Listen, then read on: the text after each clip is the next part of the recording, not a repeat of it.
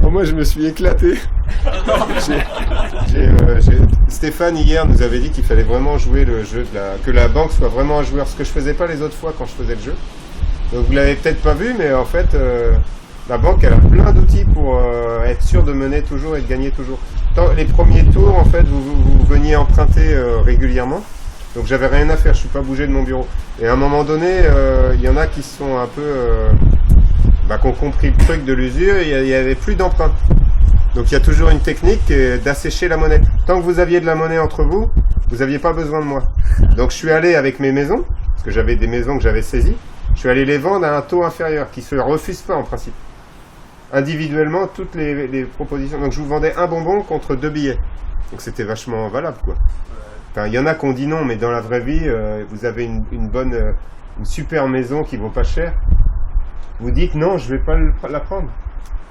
Vous dites ça, vous? Mais t'as pas fait ça à tout le monde? J'en ai proposé. Je regardais les gens qui avaient de la monnaie. Donc sur le compte, je regarde, ou dans les mains, je regardais les gens qui avaient 2 ou 3 billets et je leur prenais contre une maison. Pour que vous ayez. Je m'en fous, j'en ai plein de maisons. Mais ce que je veux, c'est que vous soyez dépendant de moi, de la banque. Et donc j'ai pris les billets. Et quand vous aviez plus beaucoup de billets, là il y a des gens qui sont revenus se réendetter. Trop bien. Mais il y a d'autres solutions. Là, c'est parce que j'avais des maisons. Mais j'aurais pu lever un impôt. C'est compliqué avec le jeu de lever les impôts, mais quelque part, quand on taxe, faut savoir qu'il y a un tiers du budget de l'État qui sert à rembourser la dette. Hein. Donc, et si vous payez pas vos impôts, voilà. Alors, il y a un autre truc d'intéressant, c'est qu'à un moment donné, vers la fin, il y avait quand même, je gagnais pas beaucoup. Donc, et j'ai vu qu'il y avait très peu de monnaie, mais il y en a qui se sont adaptés. Il y a Inso et Samuel qui vendaient en dessous du prix du marché. Et donc, ça permettait d'échanger avec moins de monnaie. C'est comme si la monnaie, on l'a vu, vous avez, il y avait moins de monnaie dans la masse monétaire, donc en fait, ça a réévalué la monnaie. Vous voyez ?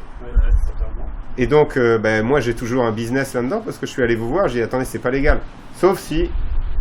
Et alors, ce qui est admirable, c'est que vous m'avez tout de suite dit, ah ok, vous avez pigé. Vous m'avez dit, ok. Ils m'ont donné des bonbons, donc j'ai rien eu à demander, j'ai pas eu à noter. Je suis reparti avec mes bonbons, donc j'étais tranquille, j'avais gagné de l'argent pour le tour. Donc à mon avis, la banque gagne toujours. Donc ouais, la monnaie était rare, c'était un peu rapide quand on avait notre marché. On est devenu riche quand on a eu notre marché parce qu'avant tout seul c'était impossible, on n'avait jamais d'argent, jamais de monnaie.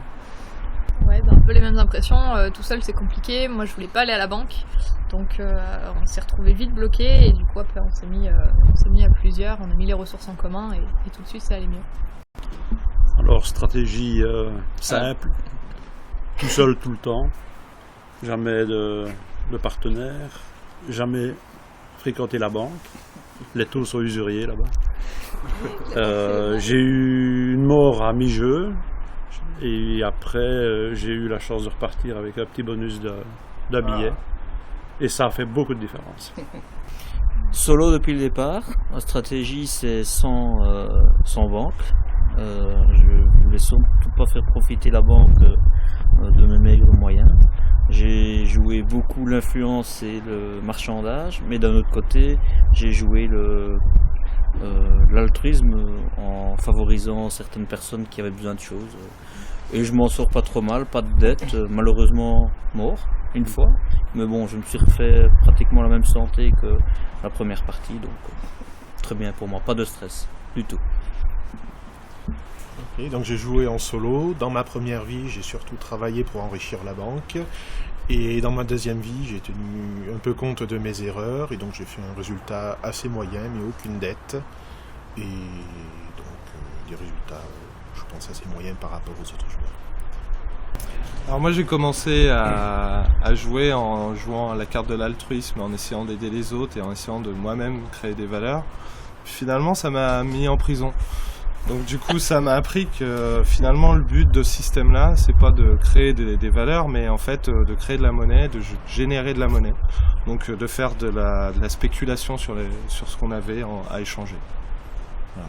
Donc du stress parce que manque de monnaie pour effectuer les échanges à certains moments de la partie, puis certains moments de l'abondance, et puis finalement pas les ressources, enfin donc du coup pas en adéquation avec le besoin.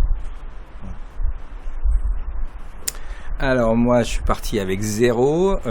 Donc très rapidement, effectivement, j'ai dû m'endetter pour arriver à avoir quelque chose à échanger.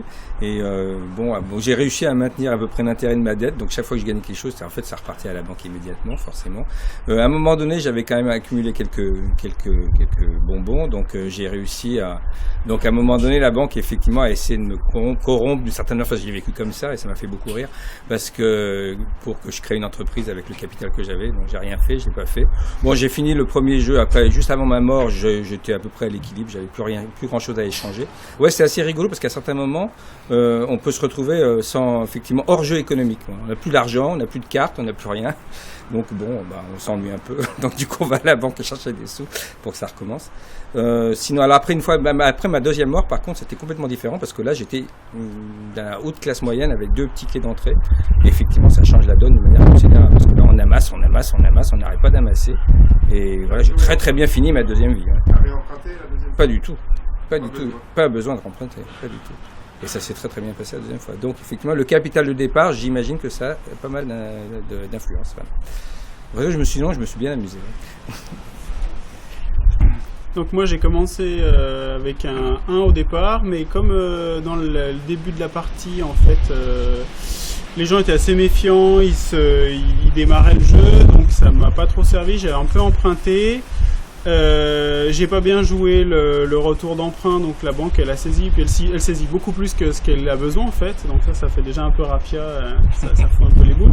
Après je te dis, je vais emprunter quand même beaucoup plus, ça a marché, mais comme je remboursais pas, donc je payais beaucoup de dettes, j'ai construit pas mal de ressources, et puis finalement dans le processus j'ai échangé des maisons, des bonbons, ça a tourné, et à la fin, je me suis quand même fait tout saisir par la banque, donc j'en ai généré pas mal, j'avais vraiment beaucoup de ressources en main, sur la partie, et les gens ils commençaient à développer des modèles alternatifs et à voir comment est-ce qu'ils pouvaient travailler ensemble. Donc il y avait cette place de marché. Après j'ai joué double jeu avec la banque, j'ai triché avec tout le monde pour essayer de faire gagner un peu tout le monde.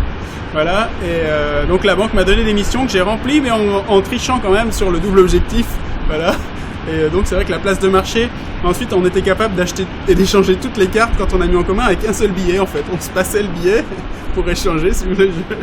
Et voilà, donc c'était assez rigolo. Et finalement la fin en 2 tours je crois, ou en 3 tours, je me suis fait 5 bonbons, voilà, juste en mettant en commun. Alors moi j'ai démarré tout seul les transactions, et puis après je me suis mis en groupe avec 2 autres personnes. Du coup là les échanges étaient un peu plus intéressants et tout. Et particulièrement au début quand j'étais tout seul, il y avait une difficulté, c'était avec Inso, on essayait de s'échanger, on avait tous les deux 2 cartes de 3 et on voulait pas s'échanger, et je sentais qu'au fond derrière c'était lié à un système de dette parce qu'il avait une dette, donc on pouvait pas s'échanger et c'était vraiment bloquant. Et voilà, du coup. 1, 2, 3, 4, 5. Ah non, c'est. Ouais, 1, 2, 3, 4, 5. Ouais, ouais, trop cool. Une dame. Un dame. Avec un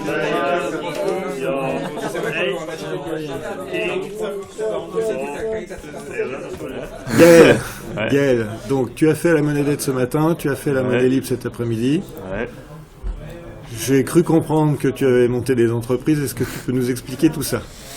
Alors, en gros, la première partie, donc la monnaie dette, donc je commence en tant qu'individu, je suis héritier, donc j'ai 2 cartes, je suis assez riche, donc je m'en sors très bien, et puis à un moment plus personne n'a de billets, on n'arrive pas à échanger, alors ça m'agace, moi je vais voir la banque pour avoir des billets, je fais un emprunt, le temps suivant finalement je peux pas rembourser, banqueroute, bref, c'est la cata.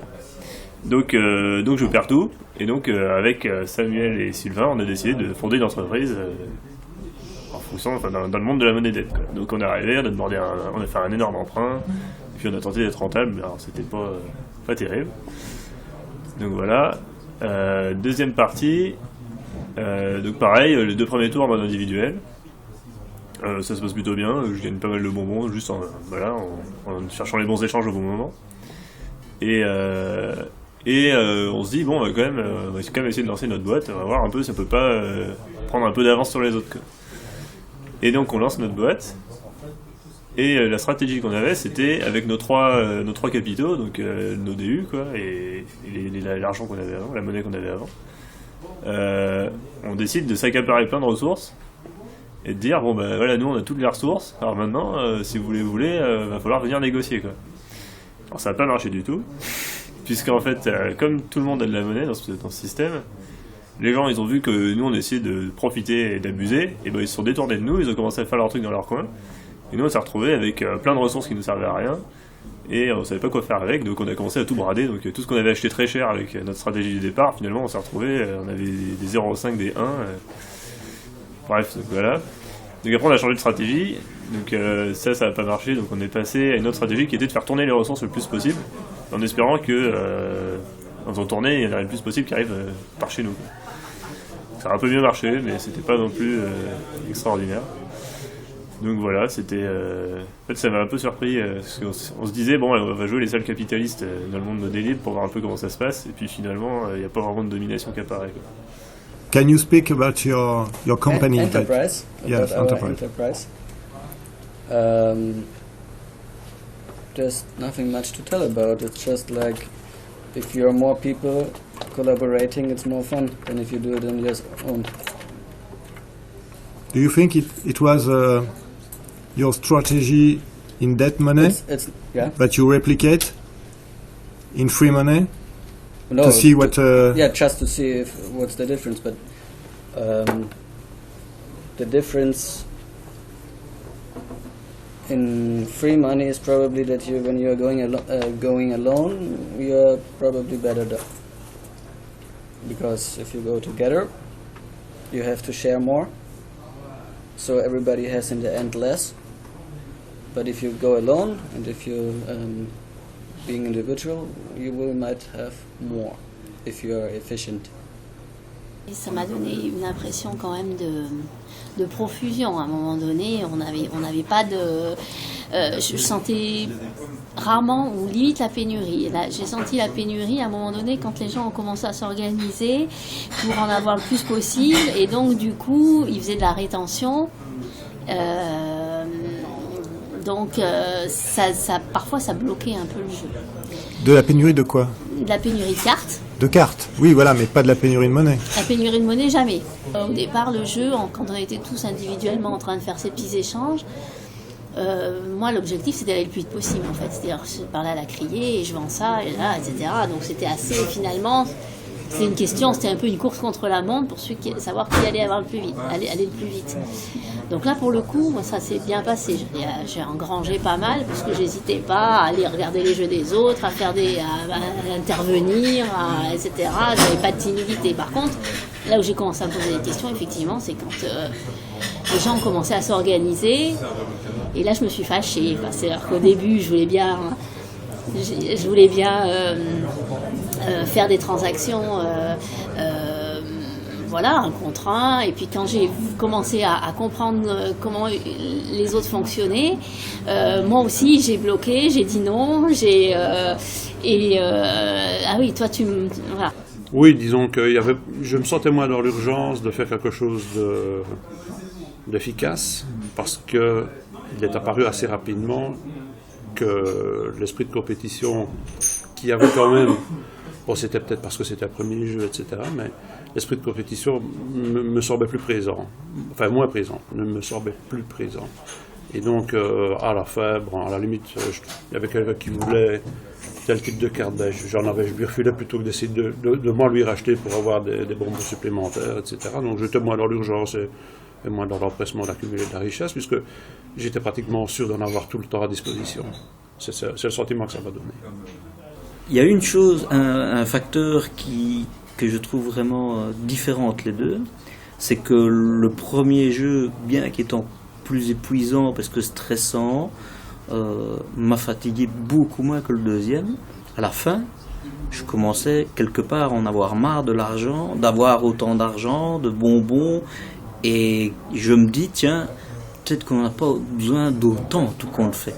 Donc, en plus du côté très serein, parce qu'en plus là, il y avait le côté aide à autrui qui se faisait quasi avec tout le monde, qu'il n'y avait pas dans la première partie, il y avait ce côté, bon, c'est bon, on en a assez.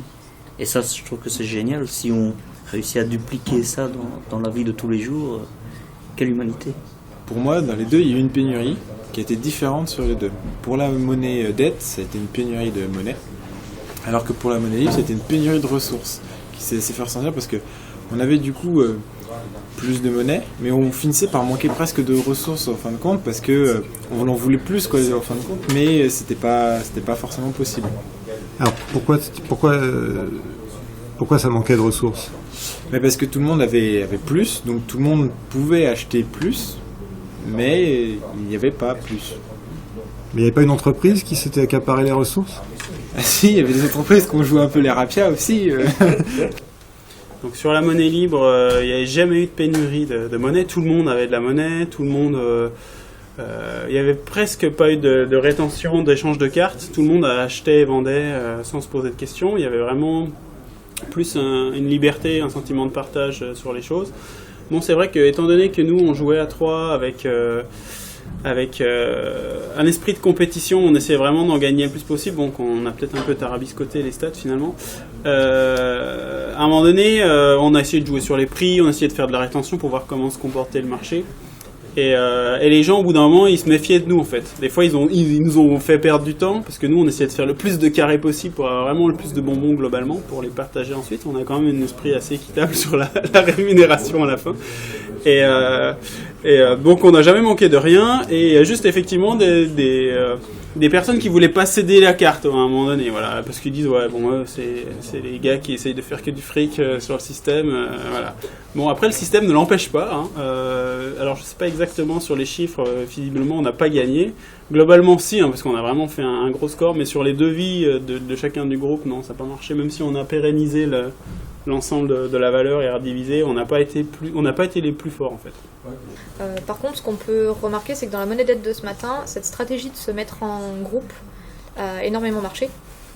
Parce que du coup, on était plus fort, on n'avait pas l'effet... on ressentait de façon moins importante l'effet de manque, que ce soit au niveau des ressources comme de la monnaie.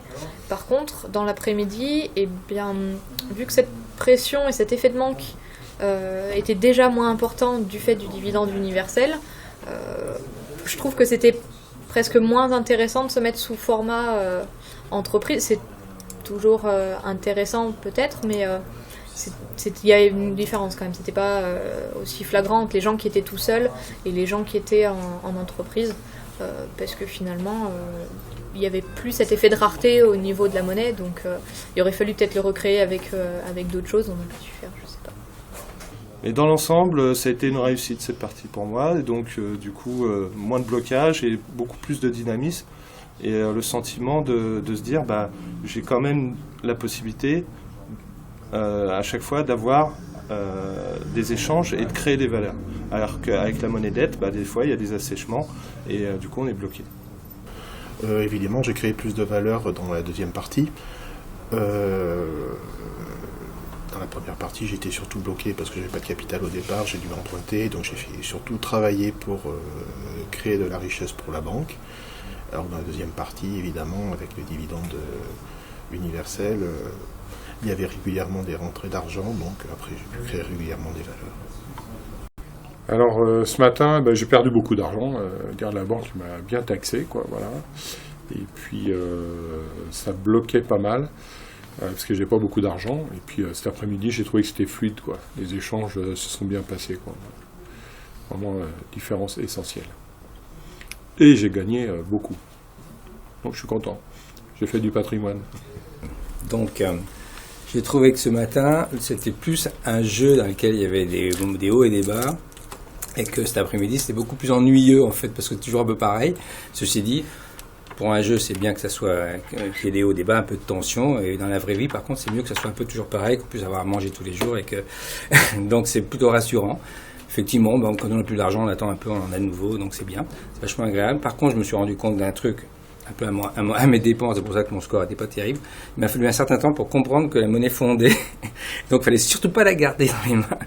Et il valait mieux, effectivement, avoir des vrais objets que de l'argent qui, effectivement, le coup d'après, il vaut plus rien. Enfin, il vaut 2 fois moins. Donc, et voilà. Donc, mais ça, ça veut dire qu'effectivement, ça sert à rien de garder.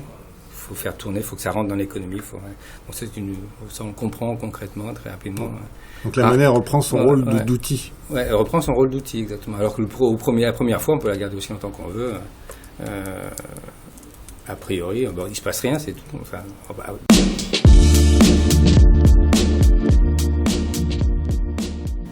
Le résultat de la monnaie dette, la ligne jaune nous montre le pourcentage de l'écart type qui est au-dessus de 40%.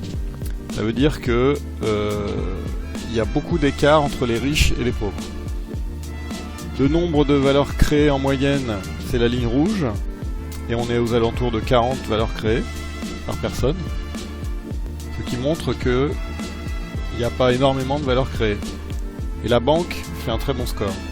Si on compare avec le résultat de la monnaie libre, on voit que la ligne rouge nous montre qu'il y a eu beaucoup plus de valeurs créées, on est au-dessus de 80.